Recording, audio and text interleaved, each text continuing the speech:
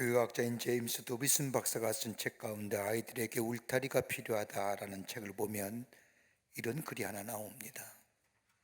어느 학교에서 운동장에 울타리를 철거합니다. 울타리가 아이들에게 정신적으로 구속감을 가져다 준다는 이유 때문에 아이들이 운동장에 울타리를 철거하자 이상한 현상 하나가 나타났습니다. 운동장에 울타리가 있을 때는 아이들이 운동장 전체에 흩어져서 놀았는데 운동장의 울타리가 철거된 후에는 아이들이 운동장 가운데 모여서 놀더라는 겁니다. 왜 그럴까? 도비신이 가만히 생각해 봅니다. 울타리는 아이들에게 구속감을 주는 것이 아니라 안정감을 가져다 준다는 것을 발견하게 됩니다. 울타리가 없으니 당장에는 보기에도 좋고 아이들이 넓고 자유롭게 뛰어놀 것 같은데 오히려 운동장의 활동 범위를 좁혀서 자기들끼리 모여서 서로를 의지한 채 놀더라는 겁니다. 이것을 본 더비스는 이렇게 이야기합니다.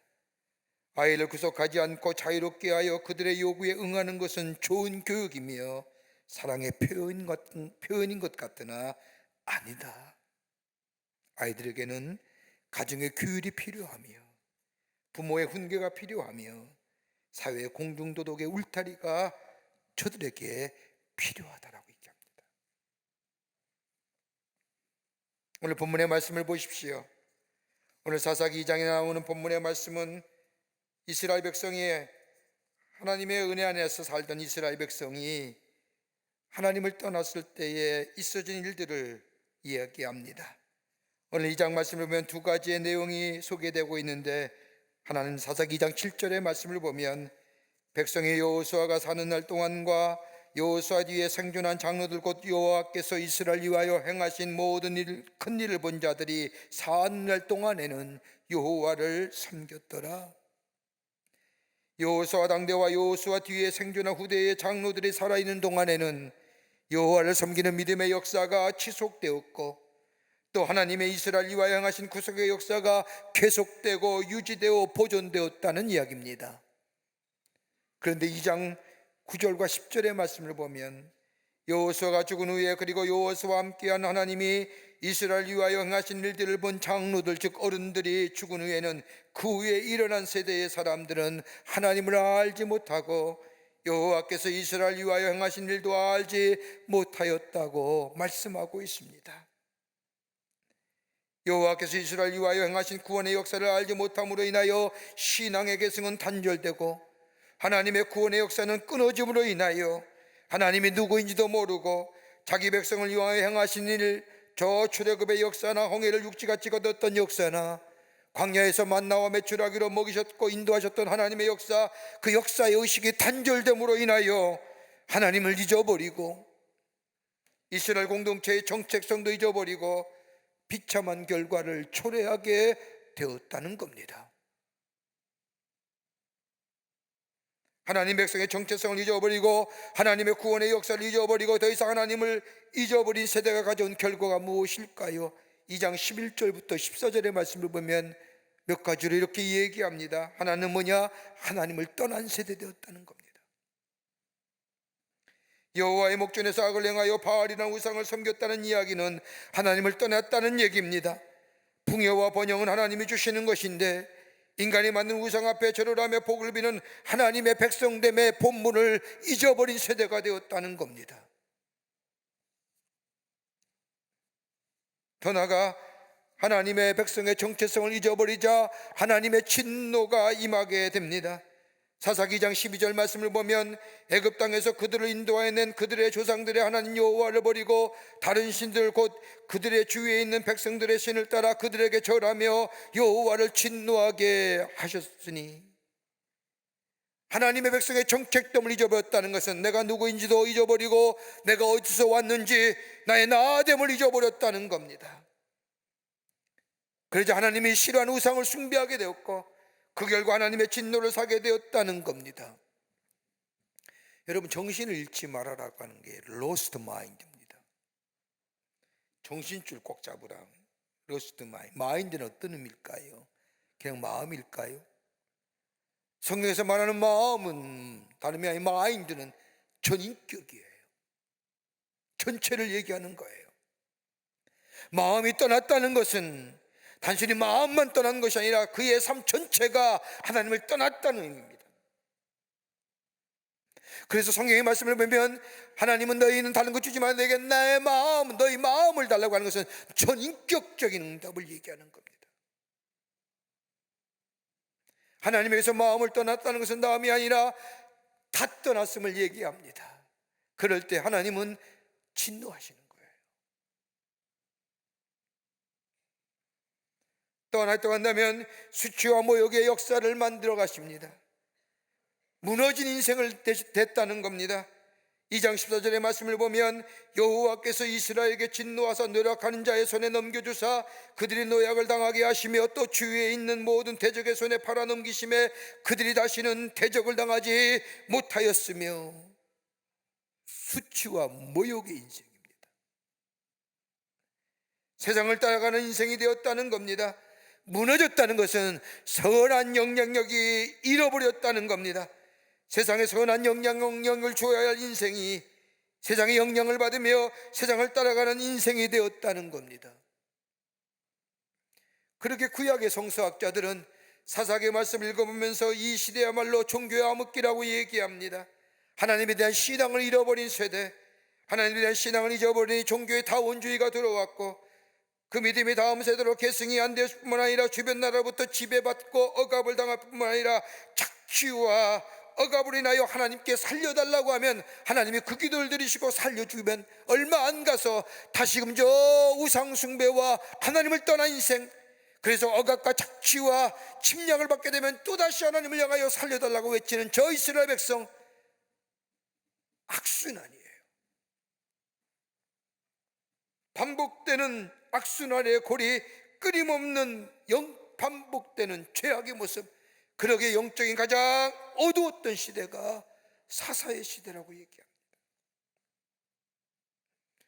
여러분, 우리 가정에 선물로 주신 가장 아름다운 자녀들, 우리의 자녀들 복된 자녀가 되기를 원하는 마음, 저 2000년 때나 지금이나 다름이 없습니다. 오늘 두 번째 말씀 읽은 누가복음 18장 말씀을 보면 아이를 가지고 온 부모들이 예수님에게 자신의 아이에 축복해 주시기를 원하는 마음으로 아이를 예수님께 데려오지만 제자들이 가로막습니다.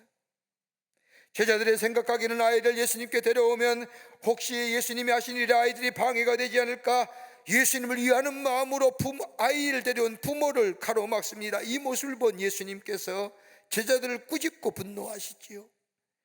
18장 14절의 말씀을 보면 내게 오는 것을 용납하고 금하지 말라, 하나님의 나라는 이런 자의 것이라고 말씀하시며 아이들을 예수님의 무릎 위에 앉으시고 저들을 축복해 주실 뿐만 아니라 17절 말씀을 보면 누구든지 하나님의 나라 어린아이와 같이 받아들이지 않는 자는 결단코 천국에 들어갈 수 없느니라고 말씀하시는,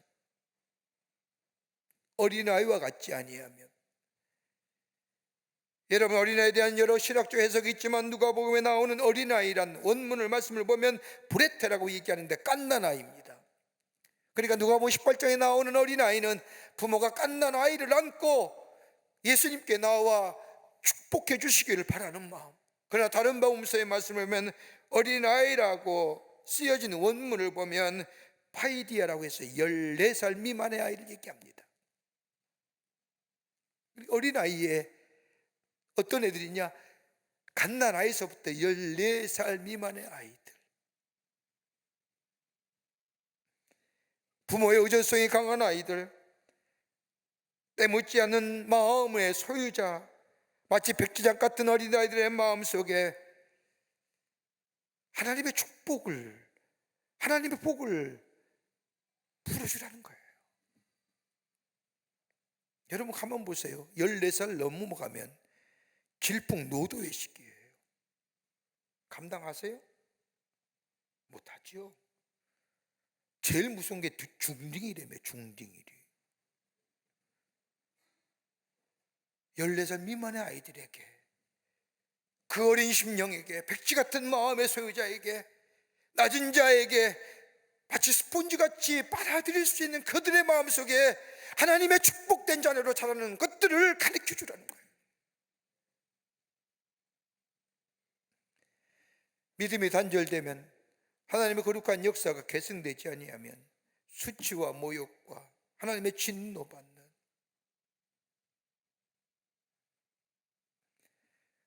우리의 자녀들, 복된 자녀, 하나님의 축복을 받는 자녀들로 살아가는 길이 어떨까요? 오늘 어린이 주일인데 오늘 본문의 말씀을 통해서 몇 가지를 함께 말씀을 나누며 은혜 받고 도전받기를 원합니다. 첫 번째는 진리의 말씀을 가르치라는 겁니다. 하나님의 말씀이요. 오늘 본문 사사기 말씀을 보면 저들의 수많은 침략과 더불어 고통과 압제의 역사가 반복되었던 것은 다름이 아니라 진리의 말씀이 저들 가운데 사라졌기 때문입니다. 하나님의 말씀이 사라졌기에 저들이 어디로 가야 될지, 무엇을 알지 해야 될지 몰랐기 때문에. 여러분, 우리가 누리는 복이 우리의 복으로 끝난 것이 아닌, 우리의 경험했던 불행이 우리의 자녀들의 불행으로 이어지지 않기 위해서는 우리의 자손들이 하나님으로부터 이 땅으로 살아가면서 풍성한 복을 누릴 수 있게 하기 위해서는 우리에게 달려줄 이야기는 다른 것이 아니라 하나님의 말씀, 그 약속의 말씀을 들려주라는 겁니다. 신명기 6장 9절의 말씀을 보면 쉐마, 들으라 하십니다. 이스라엘아, 들으라. 우리 하나님은 유일하신 하나님이시니 너는 마음을 다하고 뜻을 다하고 힘을 다하여 내 하나님 여호와를 사랑하라.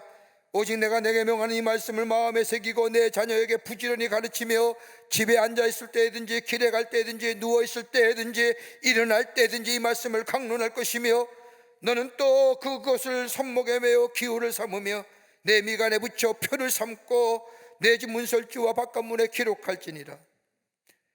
들으라 하시면서 이렇게 장황하게 얘기하신 이유가 어딘가요? 다름이 아니라 어디서든지 들을 수 있도록, 어디서든지 볼 수 있도록, 어느든지 느낄 수 있도록 하나님의 말씀을 철저하게 자녀들에게 가르치라는 겁니다.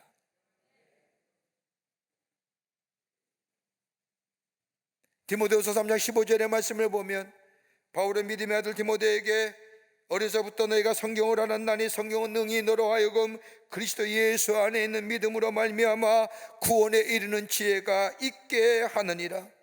하나님의 말씀은 구원에 이르게 하는 지혜예요. 여러분, 구원은 우리의 영혼만 구원일까요?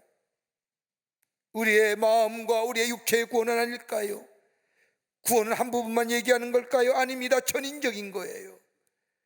내 영혼이 구원받으면 내 마음이 구원받고, 내 정신이 구원받고, 내 마음이 구원받으면 내 육체가 구원받는, 그 구원의 지혜가 어디서 나오느냐? 하나님의 말씀에서 나온다는 겁니다. 그 말씀을 가르치라는 겁니다. 우리의 삶 속에 어려움이 감싸고 어렵게 살아야 할지 알 수 없는 생활 속에서 새롭게 살고 구원받을 수 있는 지혜가 어디 있느냐? 하나님의 말씀에, 하나님의 입에서 나오는 하나님의 말씀.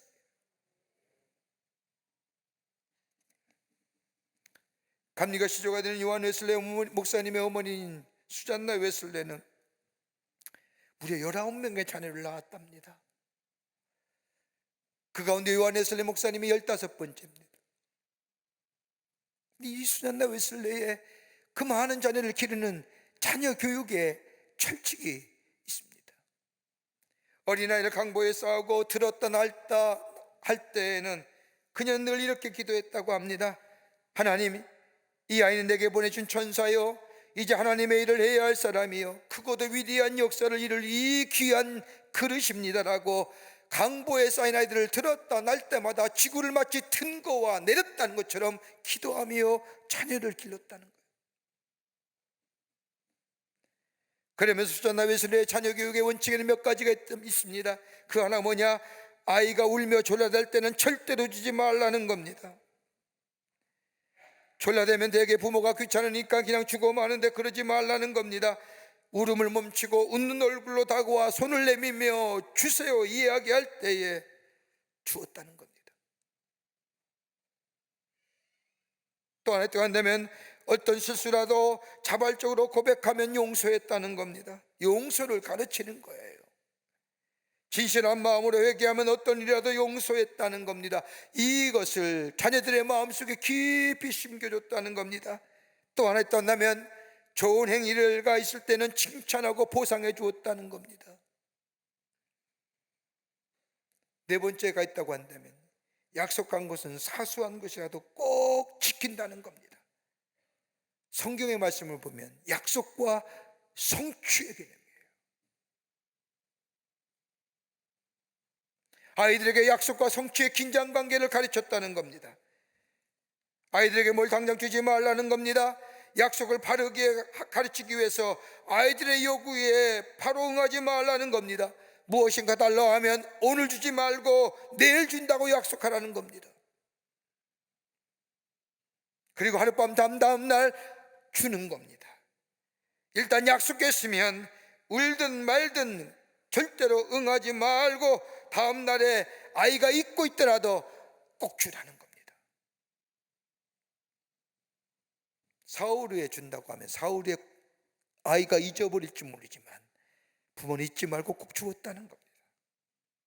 약속과 성취에 대한 믿음을 확실하게 씌웁니다. 여러분, 하나님의 말씀은 뭘까요? 약속입니다. 그리고 성취함입니다. 이 말씀이 가르쳐지는 거예요. 전달되는 거예요. 하나님은 약속하시는 분이고 하나님이 이루시는 분이고, 여러분, 저 예루살렘에 히브리 대학에 유발 하라리가 학자가 있습니다. 많은 분들이 그 책을 읽는데 그분에 의해서의 하나님에 대한 개념이 어떠냐? 저 원시 시대에는 인간이 한계가 있었기에, 인간이 하지 못하는 것들이 있었기에 하나님 어떤 분이냐? 인간의 필요와 인간의 부족한 분을 채워주는 것으로 유발 하라리는 하나님에 대해 얘기합니다. 신개념에.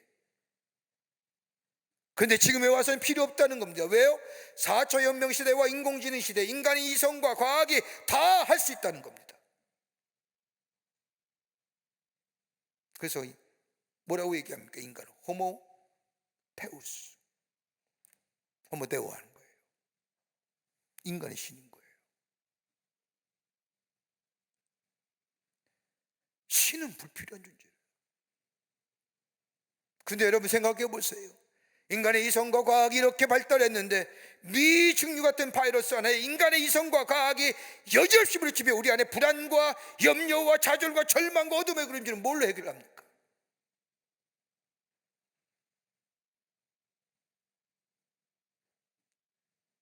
우리 마음속에 어두운 회색 그림자는 어떻게 치유하고 어떻게 납니까?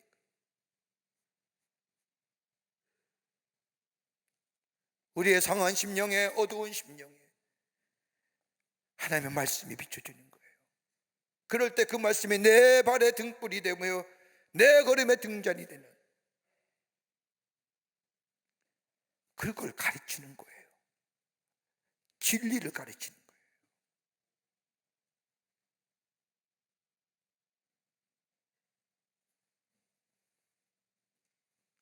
둘째는 하나님의 거룩한 역사를 가르치라는 겁니다.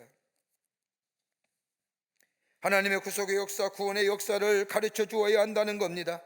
본문의 말씀을 보면 하나님의 구원의 역사가 저들 가운데 사라지니 이스라엘 백성이 이방인들 신들을 받아들이고 이방신에게 절하며, 여러분, 신앙은요 전승되어져 가는 거예요. 계승되어져 가는 거예요.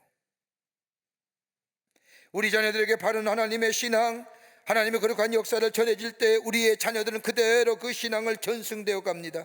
여러분, 여호수아 4장의 말씀을 보면 모세의 뒤를 이어 이스라엘 백성의 지도자가 된 이 여호수아, 이스라엘 백성을 이끌고 하나님의 약속인 땅인 가나안 땅을 향해 갑니다. 요단을 건너게 되는데, 요단 앞에 딱 서게 되는데 요단의 큰 물줄기가 저들의 길을 가로막습니다. 그때 하나님 앞에 기도하잖아요. 하나님이 그 건널 방법을 가르쳐 줍니다. 여호와의 법궤를 먼 이스라엘 제사장이 먼저 저 요단강의 요단강가에 발을 내딛으라 할 때에 그 말씀으로 순종했더니 요단강이 갈라지며 육지같이 건넙니다. 그때 여호수아가 뭐라고 얘기합니까? 저 12궤도를 취하여 저 길갈에 세우라고 말합니다. 그때에 이스라엘 백성들이 묻습니다. 왜 저 요단강에서 강가에서 12돌을 취하여 저 길갈에 세우려고 하는 목적이 뭡니까? 라고 묻자 여호수아 22절의 말씀을 보면 너희는 너희 자손들에게 알게 하여 이르기를 이스라엘이 많은 땅을 밟고 이 요단을 걸렀음이라. 저게 뭡니까? 저 돌탑이 뭡니까? 그럴 때 물을 때마다 하나님의 거룩한 역사를 얘기하라는 겁니다. 하나님이 어떻게 구원의 역사를 하셨는지, 구속의 역사를 증거하라는 겁니다. 알게 한다고 하는 얘기는 그냥 알게 하는 게 아닙니다. 평범한 소수로 같지만, 사역형의 단어 같지만 명령입니다. 곧 뭐예요? 야다, 체험하다는 겁니다. 체험케 하라. 저 볼 때마다 하나님이 구원하셨지, 하나님의 역사하셨지, 하나님이 우리를 인도해 주셨지, 그걸 저들로 하여금 체험케 하고 깨닫게 하고 알게 하라는 겁니다. 여러분, 우리나라 역사가 어떤가요? 138년 전에 이 땅에 기독교가 전래하면서 그 당시에 지배했던 문화인 유교의 문화와 그 당시에 민족의 종교, 나라의 종교였던 불교, 그 민족의 찬탈 앞에 아무 대책 없이 무기력했던 그때에 이 땅에 들어오는 기독교가 뭘 가리겠습니까? 하나님 나라를 얘기했습니다. 자유와 평등을 얘기했고요, 인권을 얘기했고요, 사랑을 얘기했고, 소망을 얘기했습니다. 이 어두운 민초들을 깨웠지요.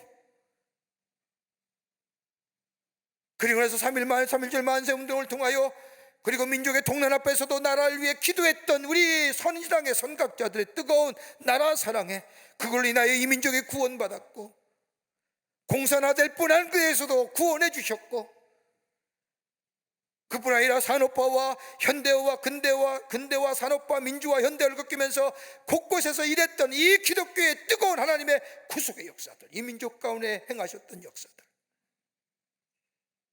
꼭 성경의 역사만입니까? 우리의 삶 가운데 행했던 하나님의 구원의 역사는 없습니까? 나를 구원하시고 나를 인도했던 그 하나님의 거룩한 구속의 역사 있어야 얘기하는 거 아닙니까? 없으니까 말 못하는 거예요. 뼈저리게 하나님의 구원의 역사를 경험한 자는요, 증거해요, 전해요. 내가 하나님을 믿어보니 하나님 나 이렇게 구원하셨다, 날 이렇게 인도해 주셨다, 저 사망의 음침한 골짜기, 저 수렁 같은 곳에서 나를 끌어올리셨어, 나를 하나님의 자녀로 삼으셨다고 하는 이 놀라운 구원의 고백들, 하나님의 구속의 역사 내 자녀들에게 전하고 증거하고 가르치고 알게 하라는 거예요. 그게 사는 길이에요. 경제의 발전을 위해 땀 흘린 대가, 자유와 민주를 지키기 위해 피 흘림의 대가가 있어서 오늘 이 자유와 번영이 있었고, 공산화될 수밖에 없었던 이 역사 속에 민족과 백성을 지켜주셔서 자유롭게 신앙생활을 할 수 있도록 허락해 주실 뿐만 아니라 이 땅의 교회의 부흥을 허락해 주셔서 이 땅의 백성들에게 하나님 나라의 복음을 전하게 하시고, 우리의 기도에 응답하여 주셔서 오늘까지 우리의 삶을 인도해 주신 이 하나님의 놀라운 거룩한 구속의 역사, 하일리 게슈트.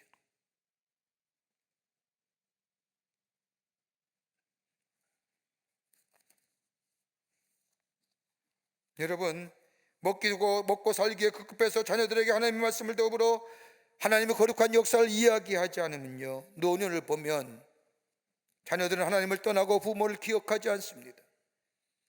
자식이 있어도 부모가 어디 있는지 모릅니다. 그러나 어렵고 힘든다 할지라도 자녀들에게 하나님의 말씀을 가르치고 하나님의 구속의 역사를 얘기하고 들려주며, 그 자녀는 결코 걸식함이 없습니다. 망하지 않습니다. 그거 하라는 거예요.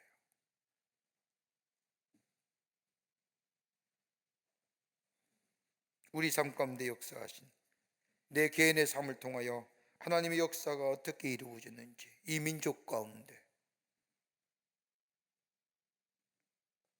세상 역사는 민중들의 역사를 세상의 주체라고 말하지만 민주들의 역사의 주체가 아니라 역사의 주체는 하나님이시라고 하는 것,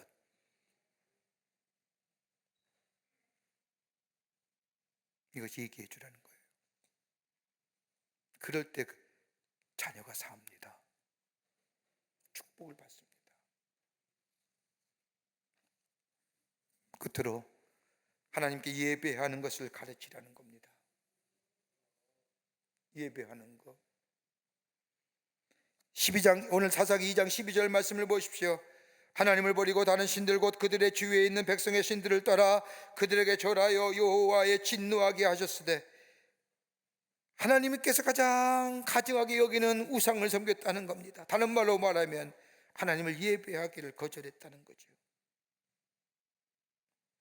여러분, 예배가 뭐예요? 인간이 할 수 있는 가장 가치 있는 행위가 예배 아닙니까? 예배가 무엇입니까? 하나님을 만나고 하나님 안에서 나를 발견하고 하나님께 예배하면서 하나님께로부터 오는 의를 덧입고 힘을 얻는 게 예배입니다. 요한복음 17장 3절 말씀을 보십시오. 하나님 어떤 분이냐고 하는 물음에 하나님은 유일하신 참 하나님이라고 말합니다.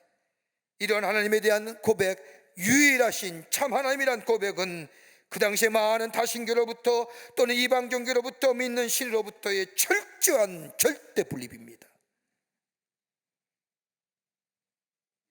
저들과 믿는 신과는 다른 존재라고 하는 거예요. 뛰어난 존재로서 인간의 이성으로 이해될 수 없는 존재, 더 나아가 다른 질서의 존재라는 겁니다. 그러기에 그분에게 다가가 있기 위해서는 경외심을 가지고 다가가야 한다는 겁니다. 요한복음 4장 24절 말씀에 하나님은 영이시니 그를 예배하는 자마다 신령과 진정으로 예배할지니라. 신실함과 진실성을 담보하여 경외심을 가지고 하나님 앞에 이어가야 한다는 겁니다. 그게 예배의 정신이에요. 예배의 정신이에요. 그게 하나님은 우리의 주인 되시고 모든 것의 주인 되신다는 고백, 하나님의 주권과 창조되심과 주인 되심을 고백하는 것, 이게 예배의 속성이에요. 그 예배를 우리 하나님이 기쁘게 받으신다는 거예요. 하나님 우리의 창조되십니다. 우리의 삶을 인도하시고 지켜주십니다. 하나님의 주권을 인정하는 거예요. 그리고 그 앞에 신실함과 진실성을 담보하여 경외심을 가지고 나와 예배하는 자, 하나님은 그 예배를 받으시고 뭐예요? 축복해 주시는 거예요. 그걸 우리 자녀들에게 가르쳐 주라는 거예요. 주님 만나면 예배에 나와서 주의 말씀을 들을 때 치유가 있고, 찬송할 때 내 안에 회복의 역사를 경험하며, 기도할 때 주의 음성을 들으며, 말씀에 들 때 나의 삶의 길이 어디로 가야 할지 깨닫게 되며, 신비로운, 남들이 체험하지 못한 주님 만남의 체험과 경험이 예배 속에서 이루어져요. 이거 가르쳐 주라는 거예요. 예배가 사라지니 하나님의 말씀이 더 이상 들려오지 않잖아요. 우리의 자녀들 복된 자녀 되기를 원합니다.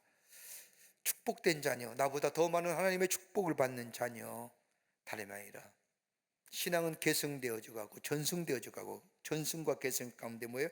확장성을 가져오는 거예요. 곰곰이 생각해서요.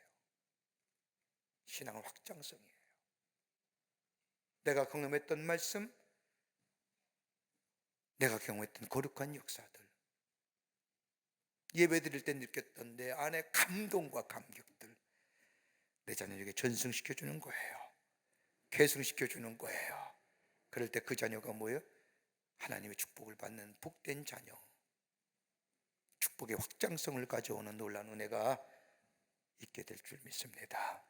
이런 축복이 여러분의 자녀들, 여러분의 가정 위에 충만하시기를 주의 이름으로 축원합니다. 하나님 감사합니다. 저희들 사랑하시고 하나님의 자녀 삼으심에 감사합니다. 우리의 삶, 하나님 베푸시는 은혜와 축복이 참 많은데 잊어버리고 살 때가 참 많습니다. 이제는 그 은혜 안에 거함으로 우리 입을 열 때마다 주의 베푸신 은혜와 사랑, 하나님의 말씀, 하나님의 거룩한 역사를 증거하는 저희들 되게 하여 주시고, 특별히 우리의 자녀들에게 전하여 주므로 우리의 자녀들 하나님의 축복의 확장성을 가져와 복된 자녀로, 하나님 나라의 백성으로 선한 영향력 미치는 자녀로 주께서 삼아 주시옵소서. 우리와 함께 하여 주실 줄 믿으며 예수님의 이름으로 기도하옵나이다. 아멘.